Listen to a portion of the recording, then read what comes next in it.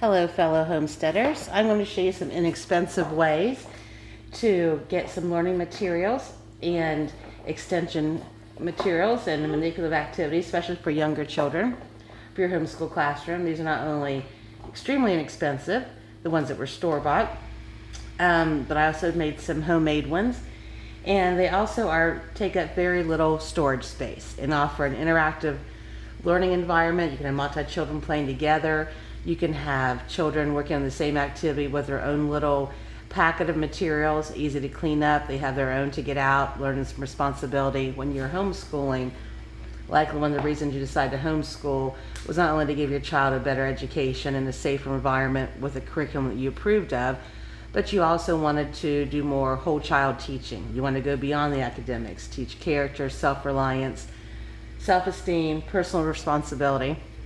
So any kind of activity that they can handle themselves, even from a young age, whether it's bagging something up, getting something out, completing a task, putting it away, all on their own, they'll beam with pride, and it's beginning the building block steps of teaching them responsibility for themselves, their actions, their own environments, and to help them learn a routine. Miss Audie here woke up from her nap before I intended, so she is having a ball with these materials. You would think I took her to a toy store. Every time I get into one of our storage bins with our homeschooling materials, they get excited, just like they have a new toy come in. So they're very well received. The kids don't think of it as learning. They get excited with the new, what they call toys or games that come out of any given cabinet. We're going to go through several here first. These ones that were purchased from the store all came from the Dollar Tree or yard sale. This one here, it's a puzzle. And it's interactive, great to put out in a table space for a young child. Audie, honey, you have to pick up the piece all on your own. To keep a younger child busy while you're working with an older child, they can still be doing some learning. They're individual wood pieces that are recessed with common, simple sight words. Cat, dog, cow. Typical Dolch words you'd be using in kindergarten or first grade. And it comes with a complete set of little letters. So it's a puzzle. And of course, I'm not going to pull out a letter here that goes with any of the ones that I chose. Yes, here we go. There's a nice little A to go into cat. You can practice learning letters, learning colors. There's enough of letters. You could have them to spell out their own name or different words. Now this I got at a yard sale for like $3. It's a Melissa and Doug product. It's wood. It's sturdy. If you were to buy it brand new, it probably cost you between $15 and $20. It's been used probably by dozens of children at this point. Stands the test of time, nice and sturdy. So there's one essentially store-bought activity because it did come from a yard sale. These are manipulatives and toys that I bought from our local Dollar Tree. They have a great teacher resource center. Most of the things I've seen here, I've also seen at online or brick and mortar teacher stores for far more than, well, way more than double the price. This little learning bingo game here, learn to teach your alphabet, fun little interactive game you can play with the kids. They can play themselves, has a little pieces, has a little boards in here on fairly sturdy cardstock. You can have an older child working with a younger one, a grandparent working with the children, or you can actually even just have all these little letters here. Just a minute, sweetheart. All these little letters here in a sack or a hat. They can take turns pulling them out themselves if you have two children that are at this stage while you're working with an older one. With this and many other projects, I would invest in some of this clear contact paper. It is awesome, also from the Dollar Tree. You can use it for workbooks if you're going that route, to cover the pages and use crayon marker, watercolor markers, wipe-off markers, and then reuse the sheets so they can practice the same stuff again. Use them for more children.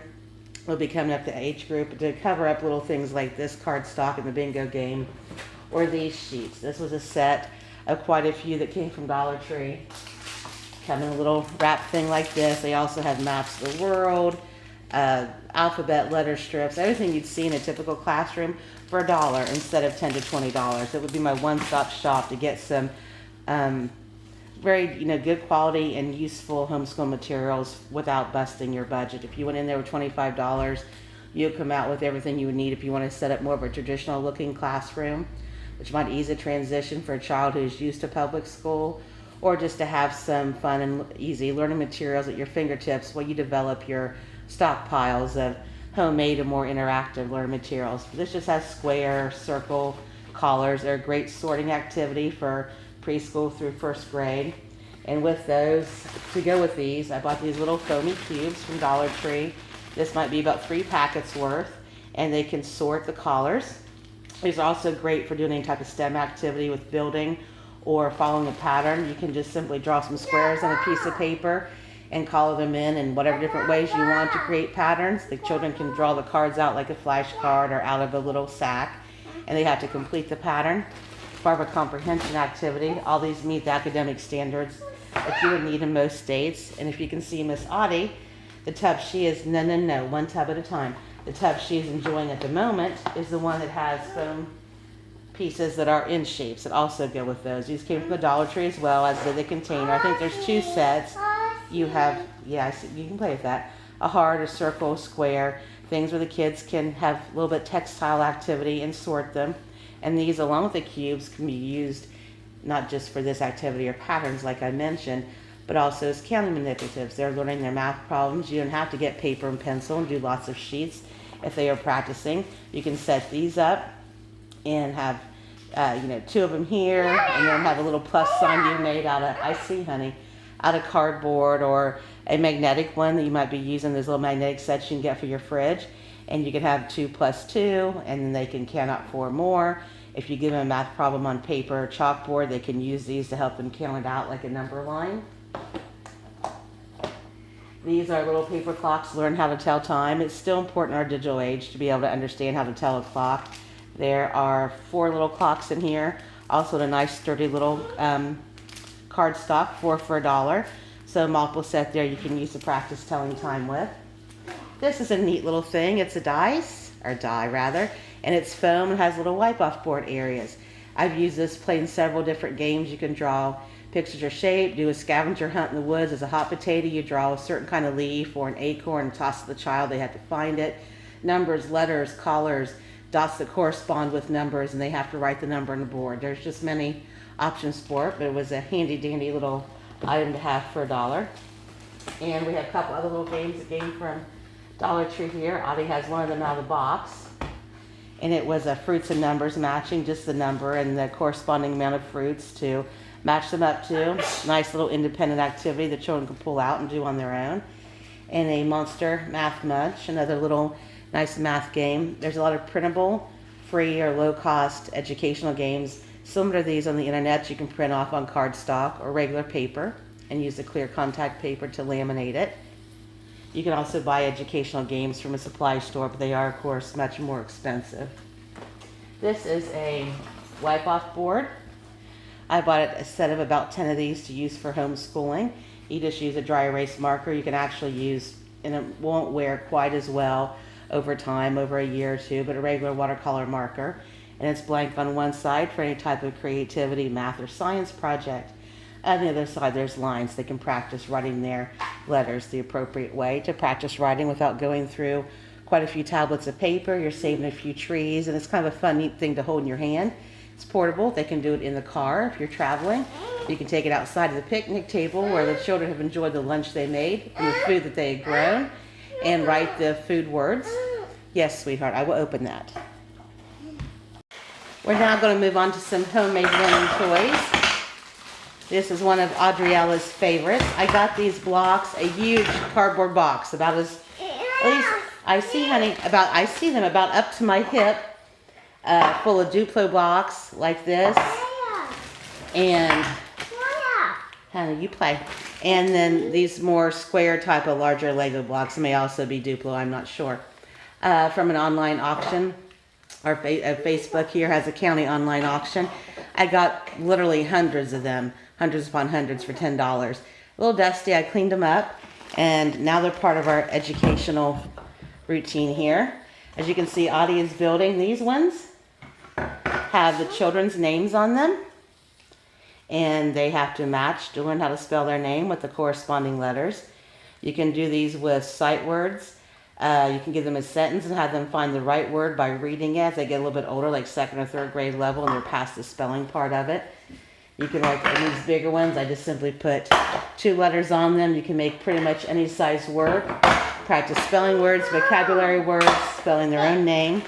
This set I have here that I'm going to open is for math lessons. This whole bar here has multiplication and addition, subtraction, and equal signs on them. The kids work their math problems. They can use these not only to count and help figure out their problem as they're older, when they're little, to stack them, tell them to do number 1 through 10, or you do put them in a stack and you leave out one number. They have to find the missing number and build the tower. You could tell them to use, if you don't have the numbers on them, or flip them around, to build a stack of 5 using only red blocks. There are many opportunities. I'm sorry, sweetheart. There are many opportunities that you can use these for, and you might not get quite the bargain I did, but you can buy the generic Legos at a Family Dollar, Dollar General, and the kids can still play with them for fun. They just had ample blocks, and I was tired of tripping on them. Decided to get a little bit creative and do something more educational with them. Yes, good job. Audie's not spelling her name at the moment, but she's enjoying the blocks. Now these are some cards that I got from the Dollar Tree. They have the typical flash cards that you could find anywhere, just cheaper than what you'd find at Walmart. Multiplication, subtraction, counting of numbers. There you go, honey. You can find them there, and they're the same type of quality. They're just cheaper.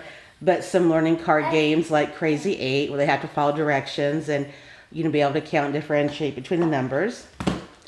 This is also a counting 1, 2, 3, matching the number with the little animals. You play it in your hand like a card game instead of a flashcard. Makes it more fun. Build a word. It gives you part of the letters on one card and another card, and a visual aid to guide you. So these are all for younger children. Go fish, and learning to play properly, follow directions, and then identify what is on a card.